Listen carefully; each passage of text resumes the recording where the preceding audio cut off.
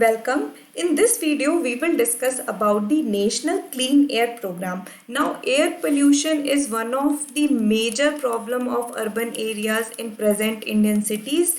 In fact, WHO Air Quality Index, which get released like annually, shows that in top 10 cities of the world, Indian cities are like almost maximum number of Indian cities are there in top 10 cities, which are the most polluted one. So such kind of condition with regard to air quality exist in India, and because of it, central government came up with the plan that it is really high time that we should have a targeted and a framework kind of approach for cleaning the air in the cities. So this is the basic context or idea because of it National Clean Air Program was launched. Let's try to understand some of the details. So the first thing that you have to know is that central government has launched the National Clean Air Program to reduce particulate matter PM pollution. So there are multiple type of pollutants available in the air.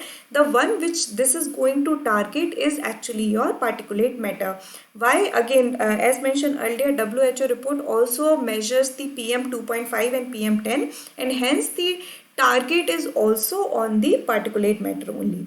Now, NCAP is the first ever effort in the country to frame a national framework for air quality management with a time-bound reduction target. Now the things that you have to remember in terms of what are its basic features are, first of all, is the first ever type. So this is the first time such kind of framework is going to be implemented. Secondly, what it is going to do or what will be its area of focus, it is going to work in the air quality management. And what is the specific feature about it? That this is going to be a target specific, like there has been a time limit under which it has to achieve its target. So these are the few things that you have to know about NCAP. Now, what are the major target which it has set for it? It's like it has to reduce the hazardous PM levels by 20 to 30% by 2024. So by 2024, 20 to 30% of the PM level in the cities have to be reduced. And from when we are taking the base, so the base year will be 2017. So from 2017 to 2024, there has to be reduction around the 20 to 30% in the PM particulate matters. So this is the major thing. Now, which is the agency which is going to implement it? So it will be implemented by Central Pollution Control Board. And how does the Central Pollution Board get the power to implement such kind of program? It is mentioned under the section 162B of Air Prevention and Control of Pollution Act of 1986. So Air Prevention and Control of Pollution Act of 1986 is the one which gives power to CPCB to implement such kind of program. Now, which will be the apex ministry? So the ministry would be Ministry of Environment, Forest and Climate Change, and it has to work in a lot of collaboration with different department and state government to be able to make this program a success. Now this program is going to include 102 non-attainment cities across 23 states and UTs. So these 102 non-attainment cities would be the major focus for this NCAP. And what do you understand by non-attainment cities? So just understand these are the cities which has been showing poor air quality consistently, which means for a long period of time they have been repeatedly showing the poor air quality. And which is the measure according to which it is showing the poor quality? It is your National Ambient Air Quality Index. So NAQ is the one which is going to measure the air quality, and if the cities have been showing consistent poorer air, it is going to be considered as a non-attainment city. Some of the example of such cities are your Delhi, Varanasi, Bhopal, Kolkata, Noida, Muzaffarnagar and Mumbai. Delhi obviously being the most notorious one, especially during the time of Diwali, the whole smog situation become very smothering in Delhi. So these are the few things with regard to your National Clean Air Program that you need to know. Definitely these are very important points, just remember them.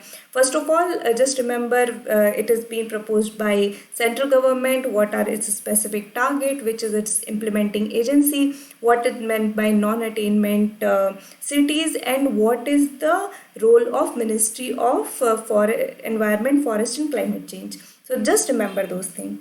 Now let's also try to understand about the objective, like what is the context or the reason behind which this such kind of program has been introduced. So the objective is, first of all, effective and proficient ambient air quality monitoring network. So measuring of air quality will not be enough.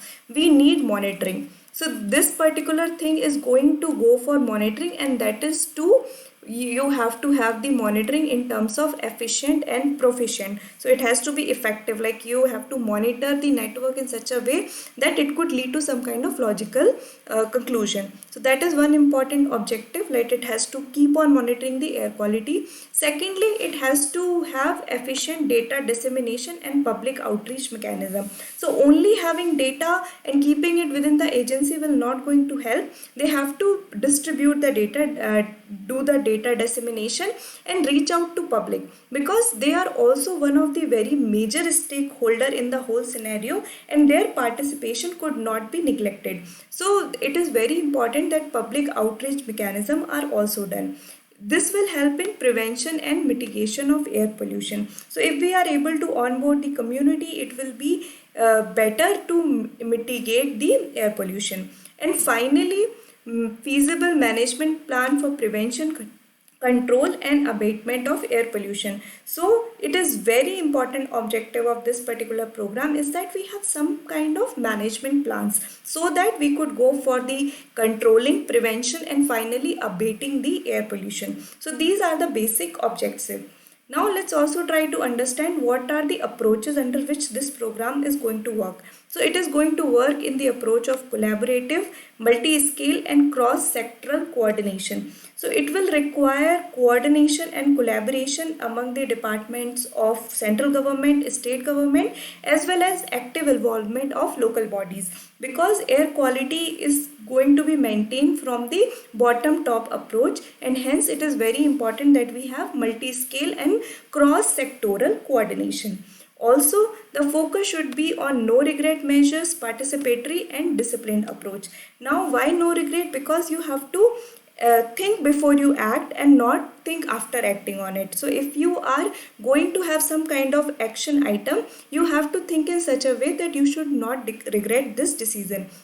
So this is going to be the approach of NCAP. Also participatory, because people's involvement is very important to make the whole target achievable. And finally disciplined. So until or unless there is a disciplined approach, it is very difficult to reach the target. So these are the few approach under which this NCAP is going to work. Now let's also just try to see which all region in the country are like most affected by the particulate matter, and which are these area which are like the major zone where this particular NCAP is going to act. So if you see over here, the particulate matter concentration is maximum in the northern Delhi region. So it is gray, like which is the highest level of PM particulate matter found, and then you see red and the light red. So this particular region is going to be the main focus of NCAP. Apart from that, if you see, we have very few regions which are under green category, like the one where the particulate matter is less. Ladakh, some of the region of northeast, some of the region of western Ghat, it could be included. So such that it could be seen over here that maximum of India comes in between the both sides, and there is an intermittent level of pollution with regard to particulate matter. So I hope you have understood this video. If you have any doubt, feel free to comment. Thank you.